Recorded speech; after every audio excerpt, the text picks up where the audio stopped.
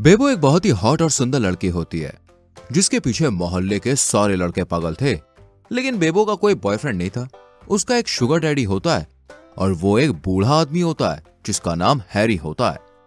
Harry baby, मुझे ना एक डायमंड की रिंग बहुत पसंद आई है, प्लीज मुझे वो दिला दो ना।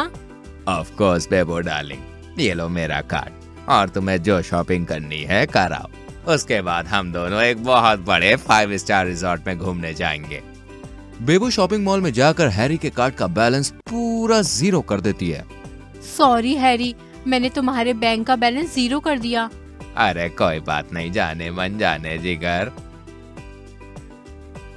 फिर बेबो अपने अमीर शुगर डैडी के साथ रिजॉर्ट में घूमने जाती है और वहां वो दोनों रोमांस करते हैं।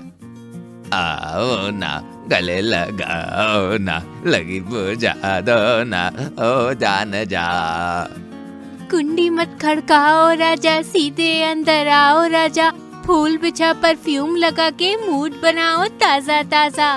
बेबो को जो लेविश लाइफस्टाइल चाहिए थी वो उसे हैरी के होने से मिल रही थी। वो कॉलेज में भी ब्रांडेड और महंगे कपड़े और जूते पहन कर आती है जिससे सब जल जल कर राख हो जाते हैं।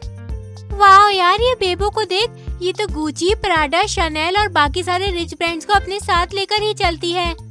काश मेरे पास भी वो गुची की बैग और प्राडा के जूते होते यार। ओफ, she is looking so hot and pretty.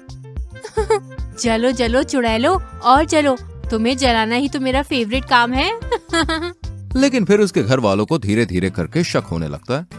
Curie कलमुही, ऐसा कौन सा जादुई पैसों का पेड़ मिल गया है तुझे जो तू रोज ये महंगे महंगे कपड़े और सामान लाती है? हाँ बिटिया बताओ। ओफो माँ, आपको तो पता ही है ना, मेरी इंटर्नशिप चल रही है, मैं उसके पैसों से ही लाती हूँ ये सब। ठीक है, अच्छा सुन, हमने ना तेरे लिए एक लड़का देखा है, बहुत अमीर है और साथ ही उसके परिवार का बिजनेस विदेश में है। उसकी माँ नहीं है लेकिन उसके पिता का बहुत बड़ा बिजनेस है। लेकिन माँ, इतनी जल्दी शादी क्यों? बेबो बेटा, तुम्हारी दादी अब ना जाने कितने दिनों की मेहमान है। उनकी इच्छा है कि उनका स्वर्गवास होने से पहले तुम्हारी शादी होते हुए देख लें। अरे यार। बेबो को ना चाहते हुए फैमिली प्रेशर के कारण शादी के लिए हाँ करनी ही पड़ती है। बेबो हैरी के पास जाती है और उससे कहती है, baby I am really sorry, मुझे ना चाहते हुए भी ये शादी करनी पड़ेगी, इसलिए हम दोनों को ये लव लपाटा वाला अफेयर इसका दी एंड करना होगा। लेकिन बेबो, तुम ऐसा कैसे कर सकती हो? अरे तुम्हारे बिना तो प्यासा रह रह कर ही मैं मर जाऊंगा। मेरी प्यास कौन बुझाएगा तुम्हारे बाद? हैरी बेबी, अब तो तुम्हें पानी पीकर ही अपनी प्यास बुझानी होगी। बेबो जाते जाते भी हैरी से 10 लाख के नोटों की गड्डी लेकर जाती है और फिर उसकी शादी ऋतिक से हो जाती है। ऋतिक बेबी, ससुर जी कहाँ है? उनके लिए मैंने आज सर्वेंट से कहकर सारा खाना बनवाया है। अरे स्वीटहार्ट, पापा हफ्ते में 4 बार तो इंटरनेशनल ट्रिप्स करते हैं उनके प्राइवेट चॉपर से। उनकी बिजनेस मीटिंग्स होती है ना, इसीलिए अभी वो आ ही रहे हैं बस। Okay okay. प्राइवेट चॉपर तो हैरी के पास भी था और वो भी हफ्ते में 3 से 4 बार विदेश जाता रहता था। I miss my sugar daddy यार। बेबो हैरी के बारे में सोच ही रही होती है कि उतने में बंगलो के हेलीपैड पर एक प्राइवेट चॉपर लैंड होता है और उसमें से उसका शुगर डैडी हैरी ही निकलता है। तभी वहां पर ऋतिक नहीं होता और बेबो और हैरी एक दूसरे को देखकर बड़े खुश हो जाते हैं और बेबो हैरी के गले लगकर उसे किस देती है। Baby darling. तभी ऋतिक उन दोनों को गले लगते हुए देख लेता है। अरे, आप दोनों एक दूसरे के गले लग रहे हो, इसका मतलब आप दोनों एक दूसरे को जानते हो? ऋतिक के सवाल को सुनकर बेबो और हैरी की तो बोलती ही बंद हो जाती है। बेटा।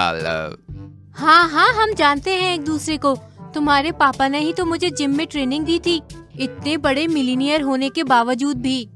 अब बेबो और हैरी दोनों के बीच बहू और ससुर वाला रिश्ता हो गया था, लेकिन एक छत के नीचे रहकर दोनों रोमांस करने का पूरा फायदा उठाते हैं।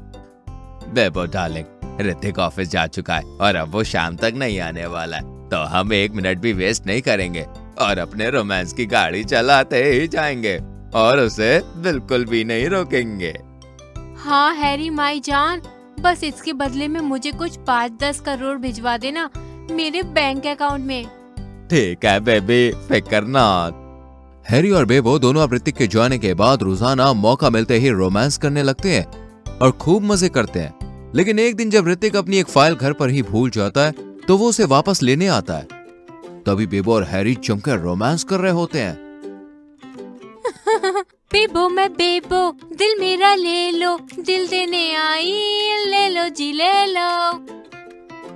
अरे बेबो स्वीटहार्ट, तुम्हारी हॉटनेस के सामने तो सब कुछ फेल है। तभी वहां रूम के बाहर ऋतिक आता है। ऋतिक को देखकर दोनों चौंक जाते हैं।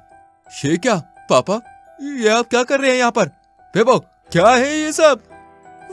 वो ऋतिक, ससुर जी को ना एक अर्जेंट मीटिंग अटेंड करनी है और उनके रूम के गीजर को पता नहीं क्या हो गया है, आज काम ही नहीं कर रहा है, इसलिए ये हमारे रूम में नहाने आए हैं, इसलिए शर्टलेस हैं।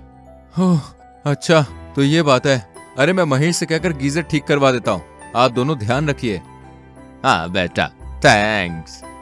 और इस तरह हैरी और बेबो इस बार भी बाल बाल बच जाते हैं। लेकिन ये कब तक चलेगा? क्या कभी इन दोनों के अफेयर का राज ऋतिक के सामने आ पाएगा? क्या ऋतिक कभी जान पाएगा कि उसका पिता ही उसकी बीवी का शुगर डैडी है?